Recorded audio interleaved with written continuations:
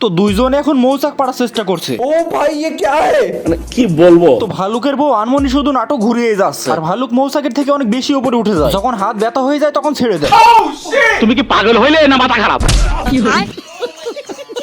তো এর একটু পরে আবারও একটা প্ল্যান করতে শুরু করে, মানে এদের মৌচাকের উপরে নজর পড়েই গেছে, যার জন্য সেটাকে এখন পাড়ায় লাগবে। তো যখন পাতলু মোটুকে উঠিয়ে ধরে,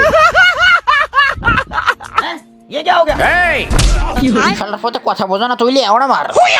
असाधारण ये सब क्या देखना पड़ रहा है। যা মৌচাকের নেশায় আবারও ভাল্লুকের হোগা মেরে দিল। আমার হোগা মারা শেষ। তো এবার ভালুক বুদ্ধি পেয়েছে, কাঠ দিয়ে স্প্রিং করে উপরে উঠে মৌচাকটা পারবে। তো এরপরে ভালুকের বউটা ভালুকটাকে লাঠি দিয়ে এক হাত দিয়ে ধরে আছে। তো ভালুক মৌচাক পাড়ার চেষ্টা করতে গিয়ে একটা মৌমাছি ভালুকের নাকে এসে বসে। ও শেষে গান ভূ। তো ভালুকের মুখের উপরে মৌমাছি বসেছে বলে এই ডাবলে একটা ব্যাট নিয়ে মৌমাছির মুখের উপর মেরে দেয়।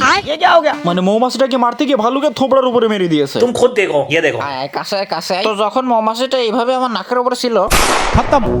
बाय बाय टाटा गुड बाय गया। গাইস, আপনারা আমার ভিডিও দেখেন ঠিকই, কিন্তু সাবস্ক্রাইব অথবা ফলো করেন না। তাই আমি আপনাদের রিকোয়েস্ট করতেছি, আপনারা যদি আমার ভিডিওটা ইউটিউব থেকে দেখে থাকেন তাহলে আমার ইউটিউব চ্যানেলটা অবশ্যই সাবস্ক্রাইব করে দেবেন, আর যদি ফেসবুক পেজ থেকে দেখে থাকেন তাহলে অবশ্যই ফলো করে যাবেন। সকলকে জানাই রমজানের শুভেচ্ছা। সকলে ভালো থাকবেন, সুস্থ থাকবেন। আল্লাহ হাফেজ।